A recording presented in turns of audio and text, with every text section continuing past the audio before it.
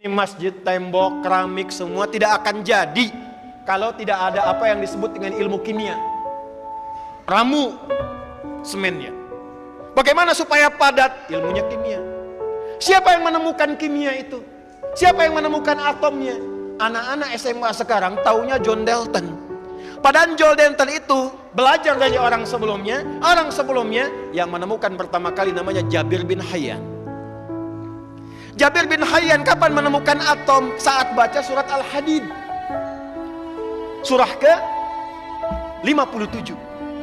Baca surah 57, masuk ayat 25 sampai 26, wa anzalnal hadid. Penasaran, kata Allah, dengan keagunganku aku turunkan besi.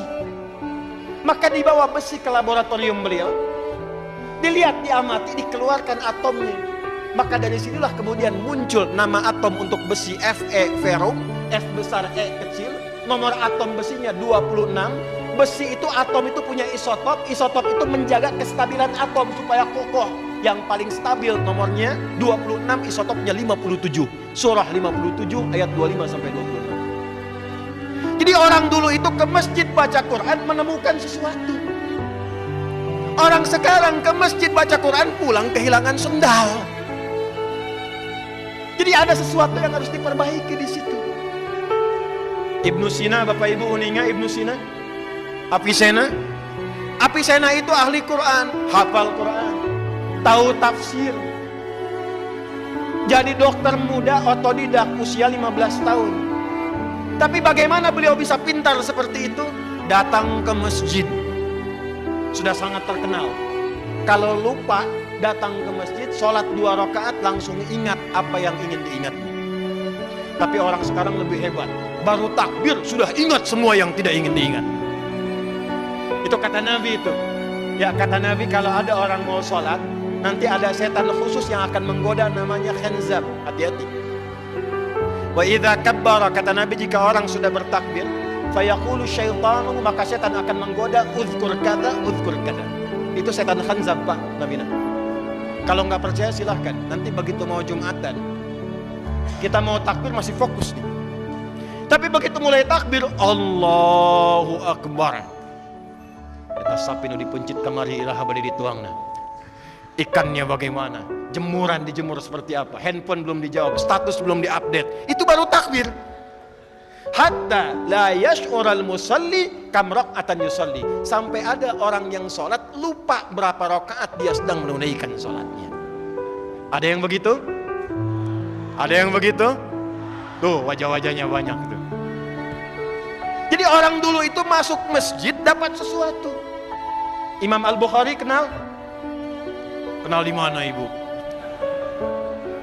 Hanya di Limbangan di Masjid Al-Khudari ada ibu-ibu kenal Imam Bukhari itu.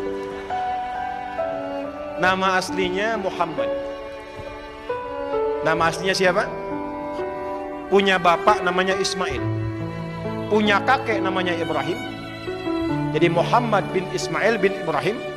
Punya buyut namanya Al-Mughirah. Punya setelah buyut apalagi itu kelasnya? Al-Bardizbah. Muhammad bin Ismail bin Ibrahim bin Al-Mughirah Al-Bardizbah Al-Ju'fi, tinggal di kecamatan Ju'fa, Kabupaten Bukhara, Provinsi Khorasan, negara Uzbekistan sekarang. Kalau dulu ada orang non-Arab datang ke Arab ingin mengenalkan, saya datang dari Bukhara, maka rumusnya tambah al di depannya, ujungnya tambahkan i. Maka beliau katakan, ana al-Bukhari. Saya bukan orang Arab, tapi saya dari Bukhara, datang ke Arab sekarang. Imam Al-Bukhari itu nulis Sahih Al-Bukhari 97 topik, lebih daripada 7.000 hadis. Ditulis 16 tahun. Ditulisnya di mana? Di masjid, Bu. Ditulis awalnya di Masjidil Haram. Setiap mau nulis satu hadis, sholat 2 rakaat. Sholat 2 rakaat. Selesai sholat, kalau merasakan Allah memberi taufik, tulis satu hadis. Kitabul Wahyi, hadisnya ini disempurnakan di Masjid Nabawi. Dimulai di masjid, berakhir di masjid.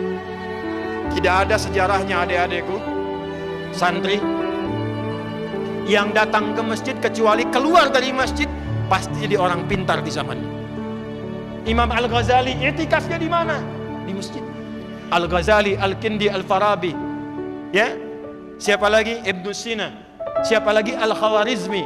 Siapa lagi? Termasuk sahabat-sahabat Nabi, Ahlus Sufa, Abu Hurairah, Salman Al-Farisi, ridwanullah alaihim jami'an, Ibnu Abbas radhiyallahu ta'ala anhuma. Itu semua orang-orang jenius, dan tidak banyak yang tahu Ali bin Abi Thalib pun ternyata jenius matematika. Bapak yang dari pesantren, Pak, ada tafsir namanya Al-Jawahir, 7 jilid, Pak, besar,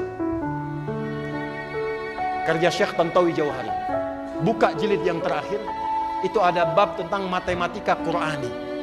Salah satunya adalah bab matematika yang mengacu pada petunjuk sahabat Sayyidina Ali bin Abi Thalib radhiyallahu ta'ala anhu.